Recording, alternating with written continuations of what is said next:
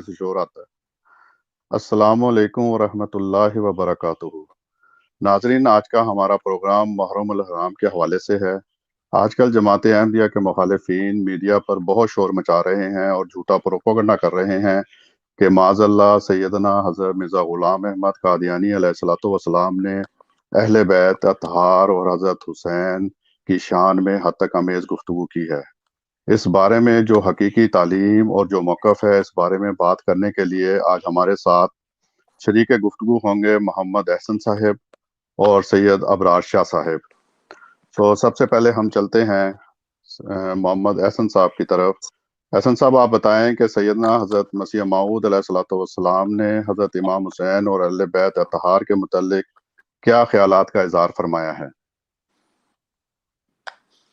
बिस्मिल्लाहिर्रहमानिर्रहीम। सैयदना हज़रत मसीह मऊद अलैहिस्सलाम ने जिस तरह ख़ानदान नबूवत की मोहब्बत का इज़हार किया है और उनके शान के बारे में तहरीरात पुरदे-आलम फरमाई हैं, ये आप ही का ख़ासा है। और जब भी हम जितना भी इल्म कलाम पढ़ते हैं तो उसकी नज़ीर तलाश करनी नामुमकिन है। मसलन बराहीन अहमदिया जो हुजूर की अव्वलीन किताबों में से है, उसका हिस्सा चहारम है। उसमें हुजूर फरमाते हैं कि अफ़ाज़ाए अनवारे इलाही में मोहब्बत अहल बैत को भी नहायत अजीम दखल है, और जो शख्स हज़रत अहदियत के मुकर्रबीन में दाखिल होता है वो इन्हीं तय्यबीन ताहिरीन की विरासत पाता है और तमाम उलूम व मुआरफ में उनका वारिस ठहरता है। सो गया हुजूर यहाँ फरमा रहे हैं कि जब खुदा ताला से अनवार हासिल करने हों और खुदा ताला के मुकर्रबीन में दाखिल होना हो, तो ये जो तय्यबीन ताहिरीन है, अहले बैत हैं, ख़ानदान नबूवत है, उनकी जो मोहब्बत है वो इसका एक लाज़मी हिस्सा है। इसी तरह मलफूज़ात है, इसकी जिल्द सोम है और सफ़ा 250 पर हुजूर कुरान करीम की एक आयत का हवाला देते हुए फरमाते हैं, ये आमतौर पर मुसलमानों में आयत तत्हीर के नाम से मशहूर है। हुजूर फरमाते हैं कि अहले बैत जो एक पाक ग्रोह और बड़ा अजीमशान घराना था, उसके पाक करने के वास्ते भी अल्लाह ताला ने खुद फरमाया, इन्नमा युरीदुल्लाहु लियुज़हिबा अन्कुमुर रिज्सा अहलल बैति व युतहिरकुम तत्हीरा। ये सूरत अहज़ाब की आयत है, यानी मैं ही नापाकी और नजासत को दूर करूंगा अहले बैत में से, और खुद ही उनको पाक किया, तो भला और कौन है जो खुद ब खुद पाक साफ होने की तौफीक रखता हो। तो गोया हुजूर यहाँ फरमा रहे हैं कि अहले बैत को अल्लाह ताला ने खुद पाक साफ किया, खुद उनको मासूम किया। तो जब अहले बैत इस बात के हकदार थे कि उनको खुदा ताला की शफ़क़त और खुदा ताला की रहमत से वो मासूम करार दिए जाएं, तो फिर खुद ब खुद किसी का अपने आप को मासूम का दावा कर लेना दुरुस्त नहीं है। वही फिर मासूम है जो इन तय्यबीन ताहिरीन की जो विरासत है वो पाता है, इनसे मोहब्बत रखता है, वही जो है वो ख़ता से पाक और दुरुस्त रास्ते पर है। इसी तरह हुजूर ने एक अरबी तस्नीफ़ फरमाई सिरुल खिलाफा, उसमें हुजूर फरमाते हैं, हज़रत हसन रज़ियल्लाहु ताला और हज़रत हुसैन रज़ियल्लाहु का जिक्र करते हुए हुजूर फरमाते हैं कि हम हज़रत हसन और हज़रत हुसैन रज़ियल्लाहु अन्हुमा दोनों के सनाख़ा। फिर किताब में आगे चल इसके सफ़ा 358 पर फरमाते हैं कि मैं हज़रत अली और उनके दोनों बेटों से मोहब्बत हूँ, और जो उनका दुश्मन है मैं उसका हूँ। इसके आखिरी हवाला मैं इस हिस्से में पढ़ता हूँ कि हुजूर इसी किताब में फरमाते हैं कि मुझे हज़रत अली, हसन और हुसैन रज़ियल्लाहु अन्हुमा के साथ एक लतीफ़ किस्म की मुशाबहत है, जिसका राज मगरब का खुदा ही है। बासात थे जो हुजूर की तहरीरात से आपकी खिदमत में पेश किए हैं। جزاک اللہ احسن صاحب۔ اب ہمارے دوسرے مہمان سید ابرار شاہ صاحب موجود ہیں ہمارے ساتھ۔ آپ ایک شیعہ بیک گراؤنڈ سے تعلق رکھتے تھے اور پھر خود تحقیق کر کے الحمدللہ جماعت احمدیہ حقیقی اسلام انہوں نے قبول کیا ہے۔ جناب ابرار شاہ صاحب، آپ یہ بتائیں کہ شیعہ بیک گراؤنڈ ہونے کی وجہ سے آپ کے لیے تو پہلے ہی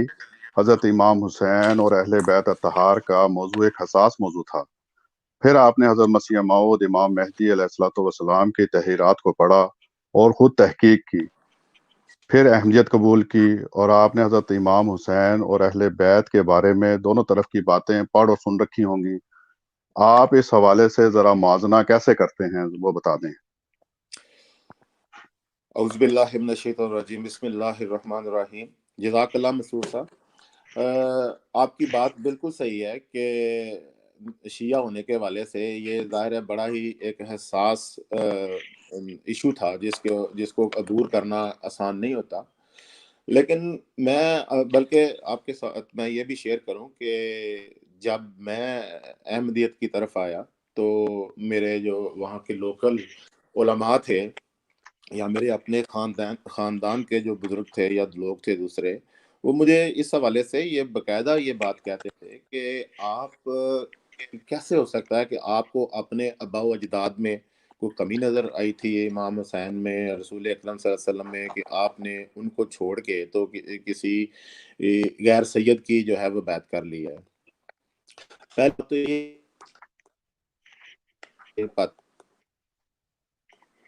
چھوڑنا نہیں پڑتا یا اہل بیت کو چھوڑنا نہیں پڑتا، بلکہ میں سمجھتا ہوں کہ ان کی محبت اور ان کے مقام کا جو عرفان آپ کو حضرت مسیح موعود علیہ الصلوۃ والسلام کی تحریرات میں اور ان کو ماننے کے نتیجے میں حاصل ہوتا ہے، وہ دوسرے لوگ شاید تصور بھی نہیں کر سکتے۔ اور میں تو بلکہ ان کو جواب دینے کے لیے اس حوالے سے بھی بات کیا کرتا تھا کہ آپ دیکھیں کہ آپ مجھے کہتے ہیں کہ ایز اے سید جو ہے ماننا نہیں چاہیے کیونکہ آپ غیر سید کو مان رہے ہیں۔ میں نے کہا میں تو اس حوالے سے دیکھتا ہوں کہ رسول اکرم صلی اللہ علیہ وآلہ وسلم نے ان کی حدیث ہے کہ جب آپ امام مہدی کو پاؤ تو آپ ان کو چاہے آپ کو برف کے پہاڑوں پر گھسٹ کے جانا پڑے، امام مہدی تک پہنچو، ان کو میرا سلام پہنچاؤ اور اس کی بیعت کرو۔ تو میں نے کہا یہ رسول پاک صلی اللہ علیہ وسلم کا حکم جو ہے، ایک تو ایز اے امتی ہر شخص کے لیے ہے جو میرے لیے بھی ہے، اور دوسرا میں سمجھتا ہوں سیدوں کے لیے، سادات کے لیے تو دوہرا حکم ایز اے اولاد اس کی فرما برداری کرنا اور زیادہ ضروری ہو جاتا ہے کہ وہ یعنی دوسرا کو سستی بھی کر رہا ہو تو ان کے اوپر دوہری ذمہ داری آتی ہے اس حوالے سے ماننا۔ تو اس حوالے سے میں کہتا ہوں کہ میں تو دوسروں سے آگے بڑھ کے ماننے والوں میں ہوں اور ہونا چاہیے۔ اور جہاں تک آپ نے یعنی بات کیا کہ حضرت مسیح موعود علیہ الصلوۃ والسلام نے حضرت امام حسین اور باقی اہل بیت کے حوالے سے جو فرمایا ہے اپنی تحریرات میں اور مختلف جگہ پہ، بے شمار اس کے ریفرنسز ہیں، کچھ تو ابھی حسن صاحب نے اس میں سے پیش بھی کیے، لیکن میں ان میں سے دو چھوٹے چھوٹے ریفرنس اس موقع کے لیے صرف بیان کروں گا کہ جس میں یعنی حضرت امام حسن اور حسین رضی اللہ تعالیٰ عنہما اور ان کے جو ہے باقی اہل بیت کے حوالے سے حضور کس طرح محسوس کرتے تھے، تو اس میں آپ کو نظر آئے گا۔ اور جیسے حضور فرماتے ہیں کہ حضرت امام حسین اور امام حسن رضی اللہ تعالیٰ عنہما خدا کے برگزیدہ اور صاحب کمال اور صاحب عفت اور عصمت اور ائمۃ الہدیٰ تھے، وہ بلا شبہ دونوں معنوں کی روح سے حضرت صلی اللہ علیہ وآلہ وسلم کے آل تھے۔ وہ فرماتے ہیں کہ حسین رضی اللہ عنہ طاہر و مطہر تھا اور بلا شبہ وہ ان برگزیدوں میں سے ہے جس کو خدا تعالیٰ اپنے ہاتھ سے صاف کرتا اور اپنی محبت سے معمور کر دیتا ہے، اور بلا شبہ وہ سرداران بہشت میں سے ہے، اور ایک ذرہ کینہ رکھنا اس سے موجب سلب ایمان ہے، اور اس امام کی تقوی اور محبت الہی اور صبر اور استقامت اور زہد اور عبادت ہمارے لیے اسوہ حسنہ ہے، اور ہم اس معصوم کی ہدایت کے اقتداء کرنے والے ہیں۔ جو اس کو ملی تھی۔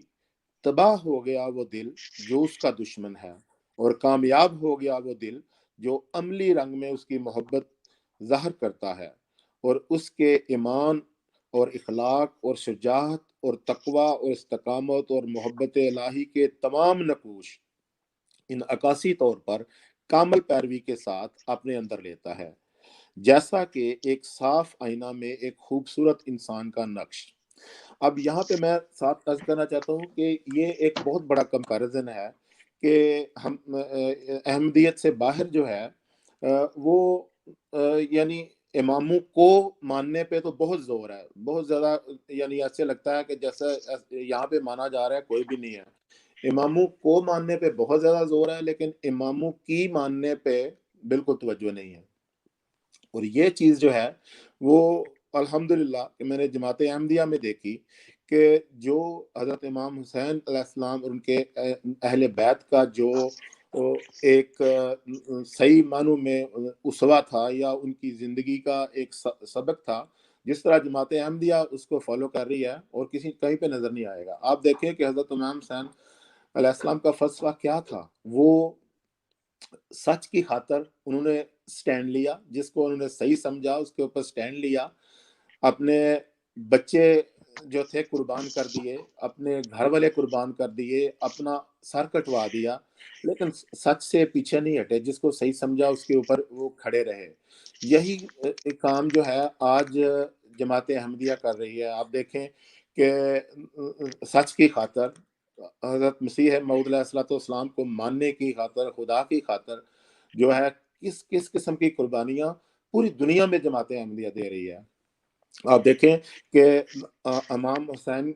کی سنت پہ عمل کرتے ہوئے جماعت احمدیہ سر کٹوانے والوں میں شامل ہے، اور مخالفین جو ہیں وہ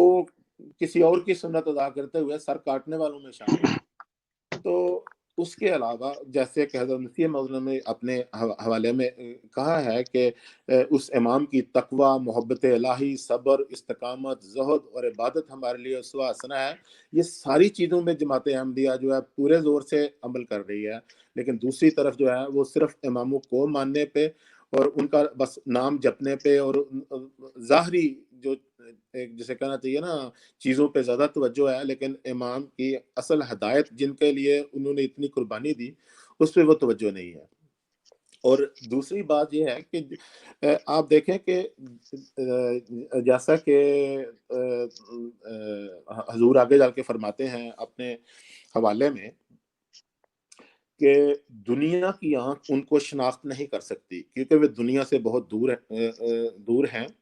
یہی وجہ حسین علیہ السلام کی شہادت کی تھی، کیونکہ وہ شناخت نہیں کیا گیا۔ دنیا نے کس پاک اور برگزیدہ سے اس کے زمانہ میں محبت کی تا حسین سے بھی محبت کی جاتی۔ غرض یہ کہ یہ امر نہایت درجہ کی شکاوت اور بے ایمانی میں داخل ہے کہ حسین رضی اللہ تعالیٰ عنہ کی تحقیر کی جائے، اور جو شخص حسین یا کسی اور بزرگ کی جو ائمہ مطہرین میں سے ہے تحقیر کرتا ہے یا کوئی کلمہ استخفاف کا اس کی نسبت اپنی زبان پر لاتا ہے، وہ اپنے ایمان کو ضائع کرتا ہے، کیونکہ اللہ جل شانہ اس شخص کا دشمن ہو جاتا ہے جو اس کے پیاروں کا دشمن سوری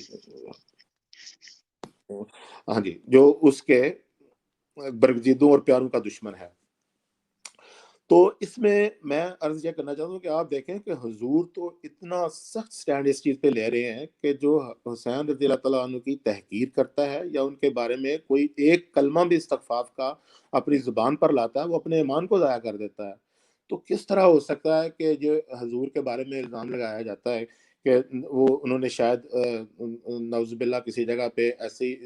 یعنی بات کی ہے کہ جس سے ان کا درجہ کم ہوتا ہے یا ان کے حوالے سے تحقیر کی بات کی گئی ہے، تو یہ سراسر الزام ہے، اور میں سمجھتا ہوں کہ یہ ناسمجھی کا نتیجہ ہے کہ جس وجہ سے وہ نہیں اس بات کو سمجھ پاتے۔ اور اس کے علاوہ میں تو جیسے حضور نے اس میں بڑا واضح کہا ہے کہ عملی رنگ میں، کیونکہ صرف کیلو کال سے نہیں، عملی رنگ میں جو ان کی محبت کو ظاہر کرتا ہے، اس حوالے سے میرے ذہن میں ایک اور بات آ رہی تھی کہ آپ دیکھیں قرآن پاک میں اللہ تعالیٰ نے فرمایا ہے کہ کو مخاطب کر کے کہ اللہ تعالیٰ اور اس کے فرشتے نبی اکرم صلی اللہ علیہ وسلم پر درود پڑھتے ہیں، تو اے ایمان والو تم بھی نبی پاک صلی اللہ علیہ وسلم پر درود پڑھو۔ اور آپ اس میں دیکھیں کہ رسول پاک صلی اللہ علیہ وسلم پر اور ان کی اولاد پر درود پڑھنے کے حوالے سے حضرت خلیفۃ المسیح رابع کا ایک فرمان میرے سامنے ہے کہ انہوں نے فرمایا تھا کہ آج کل حضور رابع فرماتے ہیں کہ آج کل محرم کے دن ہے، اس سلسلے میں ایک بڑی ضروری بات میں جماعت کو یاد کرانا چاہتا ہوں کہ آن حضرت صلی اللہ علیہ وآلہ وسلم کے اہل بیت کے ساتھ ہر عاشق کو ایک روحانی تعلق ہونا چاہیے۔ یہ جو اختلافی مسائل ہیں یہ بالکل اور بات ہے، لیکن حضرت محمد مصطفیٰ صلی اللہ علیہ وآلہ وسلم اور آپ کے اہل بیت سے عشق یہ بالکل اور معاملہ ہے۔ یہ ایک لافانی مسئلہ ہے جس میں کبھی کوئی تبدیلی پیدا نہیں ہو سکتی۔ اس لیے جماعت احمدیہ اس طرف خاص توجہ کرے اور ان ایام میں خصوصیت کے ساتھ آن حضرت صلی اللہ علیہ وآلہ وسلم اور آپ کے اہل بیت پر بکثرت درود بھیجے، کیونکہ حضور اکرم صلی اللہ علیہ وآلہ وسلم کی جسمانی اولاد آپ کی روحانی اولاد بھی تھی، اور صرف جسمانی اولاد نہیں تھی۔ اس لیے نور علی نور کا منظر نظر آتا ہے۔ حضرت امام حسن، حضرت امام حسین اور باقی بہت سے ائمہ جو آپ صلی اللہ علیہ وسلم کی نسل سے بعد میں پیدا ہوئے بہت بڑے بزرگ تھے اور عظیم الشان روحانی مسالے کو سمجھنے والے صاحب کشف و الہام تھے۔ حضرت محمد صلی اللہ علیہ وسلم کے عشق اور آپ کے اہل بیت کے عشق میں ہم آگے ہیں، پیچھے نہیں ہیں، اور یہ بات جماعت کو نہیں بھلانی چاہیے۔ اور ساتھ حضور نے یہاں پہ حضرت مسیح موعود علیہ الصلوۃ والسلام کے ایک شعر کو بھی جو ہے وہ لکھا ہوا ہے کہ جس میں حضور فرماتے ہیں کہ جان و دلم فدائے جمال محمد است، یہ ایک فارسی شعر ہے، خاکم نثار کوچہ آل محمد، جس میں حضور فرماتے ہیں کہ میری جان اور دل حضرت محمد مصطفیٰ صلی اللہ علیہ وسلم کے جمال پر فدا ہے، اور میری خاک آل محمد صلی اللہ علیہ وسلم کے کوچہ پر نثار ہے۔ تو میں سمجھتا ہوں کہ اگر کوئی ذرا سا بھی انصاف سے کام لے تو ان چیزوں کو دیکھنے کے بعد وہ کسی طرح بھی حضرت مسیح موعود اسلام پر یا ان کی جماعت پر کم از کم اس طرح کے الزامات نہیں لگا سکتا یا لگانے نہیں چاہیے۔ جزاک اللہ مسرور صاحب۔ جزاک اللہ شاہ صاحب، یہ ہمارے بہت ہی پیارے دوست شاہ صاحب تھے جو خود تحقیق کر کے شیعہ گھرانے سے احمدی مسلمان ہوئے ہیں۔ تو یہ ابھی وہ آپ کو بتا رہے تھے۔ حضرت مسیح موعود علیہ الصلوۃ والسلام فرماتے ہیں، حضرت مسیح موعود علیہ السلام نے فرمایا کہ اس دفعہ فتح حسینی صفات رکھنے والوں کی ہوگی اور دشمن ناکام اور نامراد ہوں گے۔ تو ناظرین، اب ہم آپ کو ایک حضور کا خطبے کا ایک کلپ دکھاتے ہیں جس میں حضور نے خاندان نبوت کا جو مقام بتایا ہے وہ ذرا دیکھیں، اس کے بعد انشاءاللہ پھر حاضر ہوتے ہیں۔ بہرحال اس وقت میں اس حوالے سے بھی کچھ بیان کروں گا۔ حضرت مسیح علیہ الصلوۃ والسلام کی تحریرات اور فرمودات کے حوالے سے کہ آپ کی نظر میں خاندان نبوت کا کیا مقام تھا، اور اس بارے میں آپ نے جماعت کو کیا نصیحت فرمائی ہے۔ حضرت مسیح علیہ السلام نے اپنی کتاب سر الخلافہ میں حضرت علی اور خاندان کے بارے میں، خاندان نبوت کے بارے میں یہ تحریر فرمایا ہے۔ حضرت علی کے بارے میں فرمایا کہ آپ لاچاروں کی غمخاریوں کی جانب ترغیب دلاتے اور قناعت کرنے والوں اور خستہ حالوں کو کھانا کھلانے کا حکم دیتے۔ آپ اللہ کے مقرب بندوں میں سے تھے، آپ اللہ کے مقرب بندوں میں سے تھے، اور اس کے ساتھ ساتھ آپ فرقان حمید کے جامع معرفت نوش کرنے میں سابقین میں سے تھے۔ قرآن کریم کے معرفت بھی آپ کو حاصل تھی اور بہت بڑے ہوئے تھے، اور آپ کو قرآنی دقائق کے ادراک میں ایک عجیب فہم عطا کیا گیا تھا۔ فرمایا کہ میں نے عالم بیداری میں انہیں دیکھا، یعنی حضرت علی سے ملاقات ہوئی عالم بیداری میں، کشفی حالت میں، نہ کہ نیند میں۔ پھر اسی حالت میں آپ نے یعنی حضرت علی نے خدائے علام الغیوب کی کتاب کی تفسیر مجھے عطا کی، اور فرمایا یہ میری تفسیر ہے اور یہ اب آپ کو دی جاتی ہے، بس آپ کو اس عطا پر مبارک ہو جس میں میں نے اپنا ہاتھ بڑھایا اور وہ تفسیر لے لی، اور میں نے صاحب قدرت عطا کرنے والے اللہ کا شکر ادا کیا، اور میں نے آپ کو یعنی حضرت علی کو خلق میں متناسب اور خلق میں پختہ اور متواضع، منکسر المزاج، تاباں اور منور پایا، اور میں یہ حلفاً کہتا ہوں کہ آپ مجھ سے بڑی محبت و الفت سے ملے، اور میرے دل میں یہ بات ڈالی گئی کہ آپ مجھے اور میرے عقیدے کو جانتے ہیں، اور میں اپنے مسلک اور مشرب میں شیعوں سے جو اختلاف رکھتا ہوں وہ اسے بھی جانتے ہیں، لیکن آپ نے کسی بھی قسم کی ناپسندیدگی یا ناگواری کا اظہار نہیں کیا، اور نہ ہی مجھ سے پہلو تہی کی، بلکہ وہ مجھے ملے اور مخلص محبین کی طرح مجھ سے محبت کی، اور انہوں نے سچے صاف دل رکھنے والے لوگوں کی طرح محبت کا اظہار فرمایا، اور آپ کے ساتھ حسین بلکہ حسن اور حسین دونوں اور سید الرسل خاتم النبیین بھی تھے، اور ان کے ساتھ ایک نہایت خوبرو، صالحہ، جلیلۃ القدر، بابرکت، پاک باز، لائق تعظیم، باوقار، ظاہر و باہر نور مجسم جوان خاتون بھی تھیں، جنہیں میں نے غم سے بھرا ہوا پایا لیکن وہ اسے چھپائے ہوئے تھیں، اور میرے دل میں ڈالا گیا کہ آپ حضرت فاطمہ الزہرا ہیں۔ آپ میرے پاس تشریف لائیں اور میں لیٹا ہوا تھا، بس آپ بیٹھ گئیں اور آپ نے میرا سر اپنی ران پر رکھ لیا اور شفقت کا اظہار فرمایا، اور میں نے دیکھا کہ وہ میرے کسی غم کی وجہ سے غمزدہ اور رنجیدہ ہیں، اور بچوں کی تکلیف کے وقت فرمایا کہ بچوں کی تکلیف کے وقت ماؤں کی طرح شفقت و محبت اور بے چینی کا اظہار فرما رہی ہیں۔ یہ اس پر گندہ ذہن مولوی جو ہیں اعتراض کرتے رہتے ہیں کہ آپ نے لکھا ہے کہ حضرت فاطمہ نے میرا سر اپنی ران پہ رکھ لیا۔ یہ تو ایک ماں کی محبت کا اظہار جو ہوتا ہے بچے سے، اس کا بیان ہو رہا ہے، لیکن ان گندے ذہنوں کو کیا کہے کوئی، اور عامۃ المسلمین ان کی باتیں سن کے سمجھتے ہیں کہ حضرت فاطمہ الزہرا کی نعوذ باللہ حد تک کر دی، حالانکہ آپ انتہائی، اب تو وہ جو آگے اس کی وضاحت مزید ہو جائے گی، کس طرح فرما رہے ہیں کہ ایک ماں کا سلوک آپ کر رہی ہیں مجھ سے۔ بہرحال پھر آپ فرماتے ہیں، پھر مجھے بتایا گیا کہ دین کے تعلق میں ان کے نزدیک یعنی حضرت فاطمہ کے نزدیک میری حیثیت بمنزلہ بیٹے کے ہے، اور میرے دل میں خیال آیا کہ ان کا غمگین ہونا اس امر پر کنایا ہے جو میں قوم، اہل وطن اور دشمنوں سے ظلم دیکھوں گا۔ اس بات پر غمگین تھی حضرت فاطمہ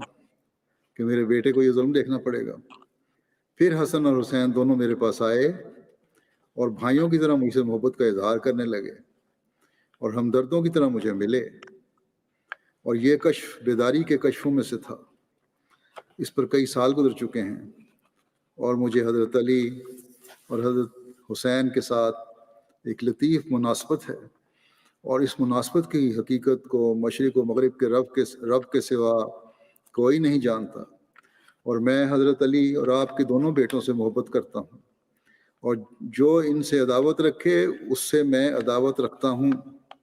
اور میں ہما میں جور و جفا کرنے والوں میں سے نہیں، اور یہ میرے لیے ممکن نہیں کہ میں اس سے اعراض کروں جو اللہ نے مجھ پر منکشف فرمایا،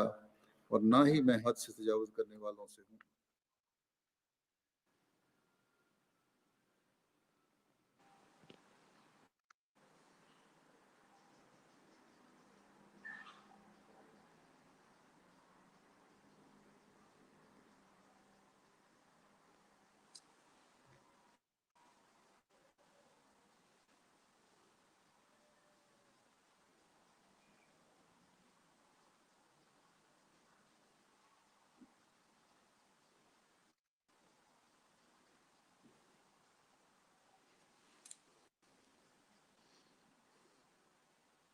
مسرور صاحب کے مائک میوٹ ہے شاید.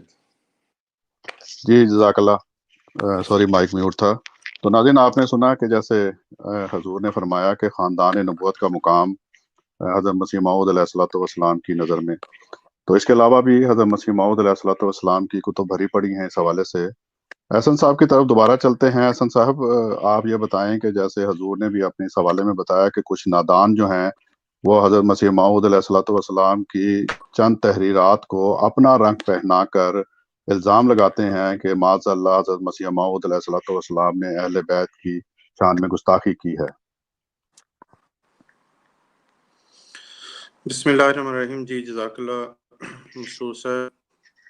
ابھی ہمارے ناظرین نے بہت سے اقتباسات سیدنا حضرت مسیح موعود علیہ السلام کے ملاحظہ فرمائے، اور اسی طرح سیدنا خلیفۃ المسیح الخامس اید اللہ تعالیٰ بن عزیز کے جو خیالات ہیں، جو آپ کا خطبہ جمعہ ہے 2 روز پہلے کا، وہ بھی لوگوں نے ملاحظہ آیا. بات تو یہ ہے کہ جو بھی حضرت مسیح السلام کی تعلیم ہے، آج بھی جماعت احمدیہ اور جماعت احمدیہ کے خلفائے کرام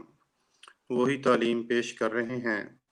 اور اللہ تعالیٰ کے فضل سے جماعت احمدیہ حضرت مسیح السلام کے لکھے ہوئے ایک ایک لفظ پر پوری طرح ایمان رکھتی ہے. مگر پھر بھی بہت سارے دوست جو ہمارے ہیں، بعض اپنی کم سمجھی میں قلت تدبر کی وجہ سے اور کئی ایک اپنے تعصب کی وجہ سے جو اعتراض کرتے، تو اس کی وجہ سے کی اعتراضات عام طور پہ انسان اس میں پھر ایمان کا بھی لحاظ نہیں رکھتا. تو میں کچھ ایک دو اعتراضات پیش کر کے ان کا جواب دینا چاہوں گا. سب سے پہلے تو گزشتہ دنوں ایک پروگرام میں یہ دعویٰ کیا گیا کہ جناب حضرت مسیح موعود علیہ السلام نے اپنے ایک صحابی کو سیدنا حضرت امام حسین رضی اللہ عنہ پر فضیلت دی ہے. تو عرض یہ ہے کہ جو بھی آپ نے ابھی تک پروگرام سنا ہے، حضرت مسیح موعود علیہ السلام کے اقتباسات سنیں اور سیدنا حضرت خلیفۃ المسیح الخامس سید اللہ تعالیٰ بن عزیز کے ارشادات کو ملاحظہ کیا، تو آپ بغیر سیاق و سباق کے، بغیر کسی چیز کے ایک حوالہ اٹھا کے پیش کر دیں اور پھر کہیں جی کہ جناب ہمیں بس اسی کا جواب دو، اور باقی جو ہزاروں صفحات پر مشتمل تحریرات ہیں ان کو پوچھنا ہے اور کسی طرح کی تطبیق کرنے کی، ان میں آپس میں مطابقت پیدا کرنے کی صورت نہ کی جائے، تو سوائے اس کے کہ اس کو تعصب پر مبنی اعتراض کہا جائے، اس سے زیادہ اور کچھ نہیں کہا جا سکتا. تعصب اس حد تک انسان کو اندھا کر دیتا ہے کہ دیکھیں، شروع میں نے ایک حوالہ پڑھا تھا آیت تطہیر کے حوالے سے، تو اسی پروگرام میں آیت تطہیر کے حوالے سے بھی یہ اعتراض کیا گیا کہ جو جی مرزا صاحب نے ترجمہ لکھا ہے وہ یہ کہتی ہے جی کہ میں ان سے ناپاکی اور نجاست کو دور کروں گا. تو انہوں نے اپنی عقل سے یہ فرما دیا، ان صاحب نے، معترض نے، کہ جناب دیکھیں جی مرزا صاحب کی اس بات سے لگتا ہے کہ گویا وہ پہلے ناپاک تھے اور پھر خدا نے ناپاکی سے ان سے دور کی. حالانکہ حضرت صاحب نے وہاں کوئی ایسا تعین تو نہیں کیا کہ پہلے ایک عمر کا ایک حصہ وہ ناپاک تھے. بس یہ ہے کہ جب سے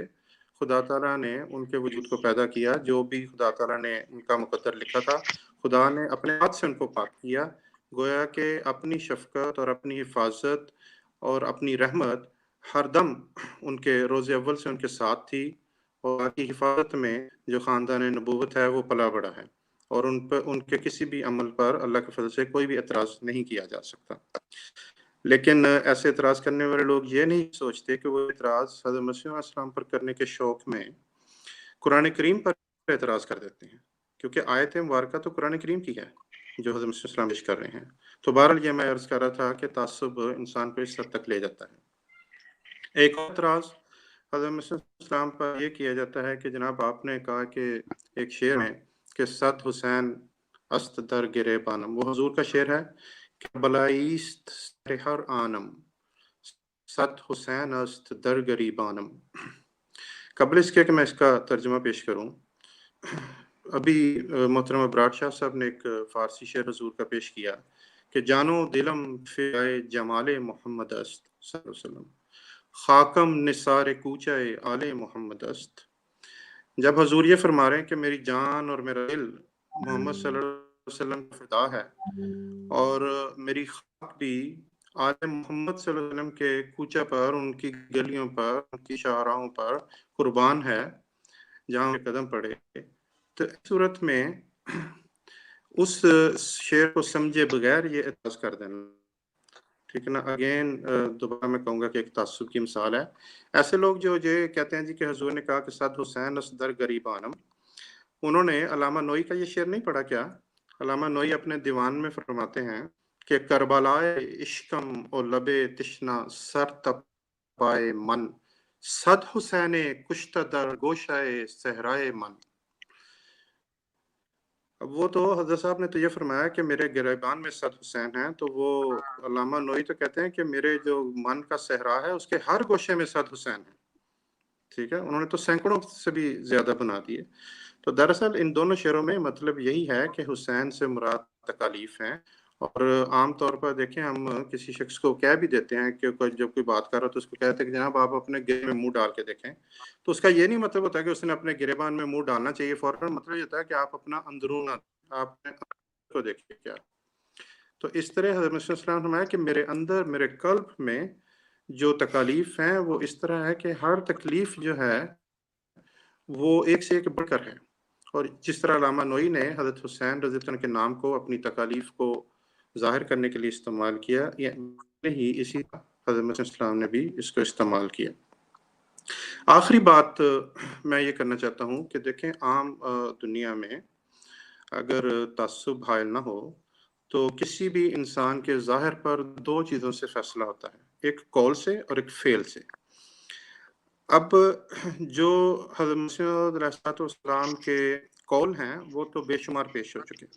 اب میں دو فعل بھی سنا دیتا ہوں۔ ایک دفعہ حضور کے گھر میں حضور کے بچے جمع تھے اور انہوں نے کہا کہ آپ ہمیں کوئی واقعہ سنائیں، کوئی کہانی سنائیں۔ اب میرے آپ کے گھر میں کہاں سنائے تو ہم طرح طرح کی چھوٹی کتابوں میں پڑھی کہانیاں جو بچوں کو بڑی اچھی لگیں اس طرح کی سنانے کی کوشش کرتے ہیں، لیکن ایسے وقت میں جب انسان اپنے بچوں کی ہر رنگ میں بہترین طرح کرنا چاہتا ہے، حضرت مسیح موعود علیہ السلام کو یاد آئی بھی کہانی تو کیا یاد آئی، اے کربلا۔ حضور کے بچے ہی یہ روایت فرماتے ہیں کہ حضور واقعہ کربلا سن کیا تو حضور کی آنکھوں سے آنسو روا تھے، اور حضور نے فرمایا کہ یزید پلید نے ہمارے امام حسین کو شہید کر دیا۔ ایسی صورت بیان کرنا جبکہ آدمی دل سے خاندان نبوت کی عزت نہ کرتا ہو، ایسا ممکن نہیں ہے کہ انسان اپنے بچوں کو اس طرح کی کہانی سنائے۔ اسی طرح ایک اور واقعہ ہے کہ حضور اپنے بعض صحابہ کے ساتھ تشریف فرما تھے، تو حضور کے ایک صحابی تشریف لائے جو سید تھے، اور جس طرح باقی صحابہ حضور سامنے فرش نشین تھے وہ بھی بیٹھے، مگر حضور نے ان کو بیٹھنے نہ دیا، اور حضور نے ان کو بازو سے پکڑ لیا اور فرمایا کہ آپ میرے ساتھ چارپائی پر بیٹھے، آپ تو سید ہیں۔ کال بھی پیش ہو گئے، فعل بھی پیش، ٹھیک ہے۔ اب بھی اگر کسی نے اعتراض کرنا ہے تو ہم کسی کا منہ تو نہیں بند کر سکتے۔ میں اپنی بات کو حضرت مسیح موعود علیہ السلام کے دو اشعار پر ختم کرتا ہوں۔ حضور فرماتے ہیں کافر و ملحد و دجال ہمیں کہتے ہیں، نام کیا کیا غم ملت میں رکھایا ہم نے، گالیاں سن کے دعا دیتا ہوں ان لوگوں کو، رحم ہے جوش میں اور غیظ گٹایا ہم نے۔ جزاکم اللہ۔ جزاک اللہ احسن صاحب، بڑا اچھا آپ نے بتا دیا۔ حضرت مسیح علیہ السلام فرماتے ہیں وہ تم کو حسین بناتے ہیں اور آپ یزیدی بنتے ہیں، یہ کیا ہی سستا سودا ہے، دشمن کو تیر چلانے دو۔ تو یہ اس قسم کے تیر چلاتے ہیں تو چلانے دیں، اللہ تعالیٰ فضل کرے گا۔ اب ہم چلتے ہیں ابرار شاہ صاحب کی طرف۔ شاہ صاحب آپ نے سنا احسن صاحب نے بھی بڑا مدلل جواب دیا ہے، آپ اس حوالے سے کچھ فرمانا چاہیں گے؟ جی جزاک اللہ مسرور صاحب، احسن بھائی نے بہت ہی خوبصورت انداز میں، بڑے ہی جسے کہنا چاہیے نا دل کو چھو لینے والے انداز میں جو حضرت مسیح موعود السلام کے حوالے سے جو اعتراضات تھے ان کو کلیئر کیا، اور بڑا ہی جسے کہنا چاہیے دل پر اثر ہوا اس چیز کا۔ میں ایک دوسرے اینگل سے صرف ایک بات چھوٹی سی عرض کرنا چاہتا ہوں کہ میں سوچتا ہوں کہ یہ جو توہین کا الزام ہے یہ بھی بڑا ایک دلچسپ چیز ہے کہ آپ دیکھیں صرف اہل بیت کو ہی ہم اگر لے لیں نا، اہل بیت کے حوالے سے مسلمانوں میں کتنے مختلف طرح کے عقیدے پائے جاتے ہیں، ان کو کتنے مختلف درجات دیے جاتے ہیں. جیسے اگر ہم غالی شیعوں کو لے لیں تو وہ تو یہاں تک کہتے ہیں کہ جو ہے امام حسین جو تھے وہ تو رسول اکرم صلی اللہ علیہ وسلم سے بھی نعوذ باللہ مرتبے میں زیادہ تھے، اتنا زیادہ بڑھا دیتے ہیں. اگر ہم عام اہل تشیع کو لے لیں تو وہ اس درجے پر نہیں جاتے، لیکن وہ کہتے ہیں جی کہ حضرت امام حسین علیہ السلام صرف بلکہ ایک ہی نہیں بلکہ وہ کہتے ہیں سارے 12 کے 12 ائمہ جو تھے وہ رسول اکرم صلی اللہ علیہ وسلم سے تو درجے میں کم تھے، لیکن باقی تمام انبیاء ان سے وہ درجے میں زیادہ تھے، جن میں حضرت موسیٰ بھی شامل ہیں، حضرت عیسیٰ بھی شامل ہیں، اور ابراہیم علیہ السلام بھی شامل ہیں. تمام رسول جو ہیں وہ کہتے ہیں ان سے وہ افضل تھے. اب غالی شیعوں کے نزدیک جو بندہ کہے کہ نہیں وہ رسول پاک صلی اللہ علیہ وسلم سے تو درجے میں کم تھے، وہ تو توہین کر رہا ہے. اسی طرح اب اہل تشیع سے ہٹ کے سے نیچے آ جائیں، ہمارے اہل سنت بھائی جو ہیں ان کا عقیدہ یہ ہے کہ وہ انبیاء سے افضل نہیں تھے. اب اہل تشیع کے نزدیک تو وہ ان کا مرتبہ کم کر رہے ہیں، تو یعنی انبیاء سے کم درجہ دے دیا انہوں نے، تو وہ توہین کر رہے ہیں. اور اس سے نیچے چلے جائیں، کچھ اور گروہ اہل سنت میں ایسے ہیں کہ جو کہتے ہیں کہ نہیں ان کا درجہ تو جو تھا، بلکہ وہ تو کہتے ہیں کہ شاید امام حسین حق پہ ہی نہیں تھے. وہ کہتے ہیں جی کہ وہ تو دو شہزادوں کی جنگ تھی، آپس میں اقتدار کے لیے جنگ تھی، یعنی اس لیول پہ لے آتے ہیں. تو اب وہ توہین کا درجہ ایک اور بڑھا دیا گیا. اور اگر جو بندہ بھی اگر یعنی صحیح جو تعلیم ہے وہ پیش کرے گا تو وہ غلط تعلیم چاہے افراد کی ہے چاہے تفرید کی ہے ان کے ساتھ ٹکرائے گی. جب وہ ٹکرائے گی تو وہ تو توہین کا شور مچا دیں گے. جیسے آپ دیکھیں کہ حضرت عیسیٰ علیہ السلام اللہ تعالیٰ کے پیغمبر تھے، اور اب عیسائی ان کو اللہ تعالیٰ کا بیٹا مانتے ہیں، خدا مانتے ہیں.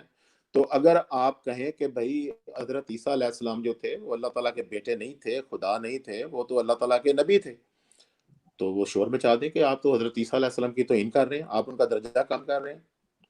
تو اس طریقے سے یہ میں سمجھتا ہوں کہ ہر بندے نے اپنے سوچ اپنے ذہن کے مطابق ایک انڈرسٹینڈنگ بنا لی ہوئی ہے، اور اس سے ہٹ کے جو بھی بات کرے گا اس کے اوپر توہین کا الزام لگا دے گا. آپ دیکھیں اہل سنت میں ہی اہل بیت سے ہٹ کے رسول اکرم صلی اللہ علیہ وسلم کی ذات کے حوالے سے کوئی نور سمجھتا ہے، کوئی بشر سمجھتا ہے. جو بشر سمجھتا ہے اس کے اوپر توہین کا الزام ہے کہ رسول پاک صلی اللہ علیہ وسلم کی توہین کی جاتی ہے یہ عقیدہ بیان کر کے. تو اس طرح سے یہ انڈرسٹینڈنگ ہر بندے نے مختلف بنائی ہے. اب جب بھی صحیح عقیدہ پیش کیا جائے گا تو یہ الٹیمیٹلی اس کے اوپر یہ ضرور الزام ایک دفعہ آئے گا کہ نہیں یہ جو توہین کر دی ہے، کیونکہ یہ ان پہلوں کی انڈرسٹینڈنگ کے مطابق وہ بات نہیں ہوتی. تو میں کہتا ہوں کہ اس کو اس حوالے سے سوچنا چاہیے کہ صحیح عقیدہ جو ہے وہ قرآن اور سنت کے حوالے سے جو بھی بنتا ہے، بجائے اس کے کہ صرف محبت کا دعوے میں یا ایک ایموشنز میں جذبات میں آ کے تو بالکل افراد پہ بندہ چلا جائے تو وہ بھی مناسب نہیں ہوتا. جزاک اللہ مسعود صاحب. جزاک اللہ ابرار شاہ صاحب. بالکل ابرار شاہ صاحب، یہ تو ہر کسی نے اپنا اپنا معیار بنایا ہوا ہے، اور ہر کوئی آپ کو پتہ امت میں ایک دوسرے پہ الزام لگتے رہتے ہیں توہین کے. ایون کہ ہم تو حضرت امام حسین کو علیہ السلام کہتے ہیں، پھر بھی توہین لگ جاتی ہے ہمارے اوپر کہ علیہ السلام کیوں کہہ دیا تم نے، توہین کر دی ہے. تو انہوں نے اپنے ہی معیار بنائے ہوئے، اللہ تعالیٰ ان پہ رحم کرے. میرا خیال ہے کہ احسن صاحب کچھ عرض کرنا چاہتے ہیں. جی احسن صاحب. جی جزاک اللہ مسرور صاحب. ایک آخری بات بطور پیغام اسپیشلی ہمارے ان بھائیوں کے لیے جو جماعت احمدیہ سے تعلق نہیں رکھتے، چونکہ عام طور پر جماعت احمدیہ سے باہر مطالعہ کا رواج بہت کم ہے، تو ان دوستوں کی خدمت میں یہ گزارش ہے کہ اگر آپ کبھی اس لٹریچر کو پڑھیں تو آپ کو پتہ چلے کہ ایک طرف سیدنا حضرت امام حسین رضی اللہ تعالیٰ عنہ کو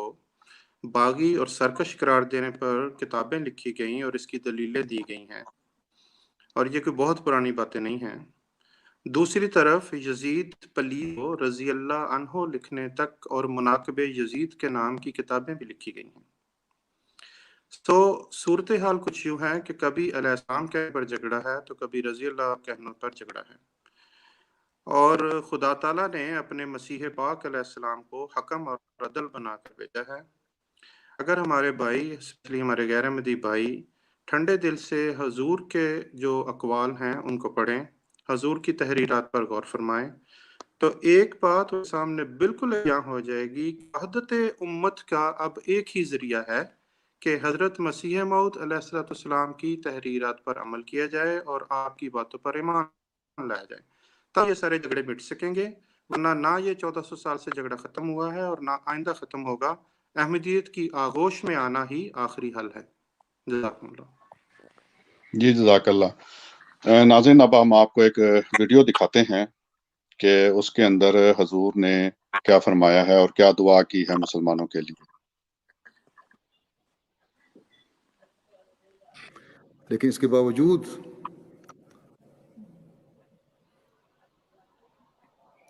یہ دونوں جو فرقے ہیں بڑے، یہ احمدیوں کو ہی برا کہتے ہیں، ہمیں ہی ظلموں کا نشانہ بنایا جاتا ہے، لیکن اس کے باوجود ہم نے صبر و استقامت سے اس کام کو جاری رکھنا ہے جو ہمارے سپرد ہے، جس کے لیے ہم نے حضرت مسیح علیہ السلام کی بیعت کی ہے کہ حقیقی اسلام کو دنیا میں پھیلائیں، اس نمونے کو سامنے رکھیں جو حضرت امام حسین نے ہمیں دکھایا۔ بس ہمیں چاہیے کہ اس کے لیے آج کل خاص طور پہ اس مہینے میں بھی اور ہمیشہ، جبکہ دشمنی بھی آج کل اپنے عروج پر زوروں پر ہے، خاص طور پر پاکستان میں بھی اور دوسری جگہوں بھی، دعاؤں پر بہت زور دیں، درود شریف پڑھنے پر بہت زور دیں، اور جتنا اللہ تعالیٰ کے حضور ہم جھکیں گے اتنا ہی جلدی اللہ تعالیٰ ہمیں فتح نصیب کرے گا، کامیابی و کامرانی نصیب فرمائے گا۔ ان دنوں میں خاص طور پہ دوسرے مسلمانوں کے لیے بھی دعا کریں، وہ مسلمان فرقے ایک دوسرے کی گردنیں کاٹنے پر لگے ہوئے ہیں، اور ان دنوں میں خاص طور پر جب 10 محرم آتی ہے تو تاریخ ابھی تک یہی بتا رہی ہے کہ کہیں نہ کہیں امام بارگاہوں پہ اور تازیوں پہ یا مختلف جگہوں پہ حملے بھی ہوتے ہیں، اور پھر کئی لوگوں کو شہید کیا جاتا ہے، دین کے نام پہ شہید کیا جاتا ہے۔ تو اللہ تعالیٰ عقل دے، اور اس سال کم از کم ایسی کہیں کسی اطلاع نہ ملے کسی بھی ملک سے کہ جہاں مسلمانوں نے مسلمانوں کو ایک مارا ہو، اور اس حقیقت کو بھی جلد پہچاننے والے ہوں یہ مسلمان کہ اسلام کی فتح جو اللہ تعالیٰ نے مقدر کی ہے وہ حضرت مسیح موعود علیہ السلام کے ذریعے سے ہی کی ہے، اور ان کو یہ سمجھ آ جائے کہ ہماری کامیابی اب اسی میں ہے کہ زمانے کے امام اور مسیح موعود علیہ السلام کی بیعت میں آ جائیں۔ اللہ تعالیٰ ان کو توفیق عطا فرمائے۔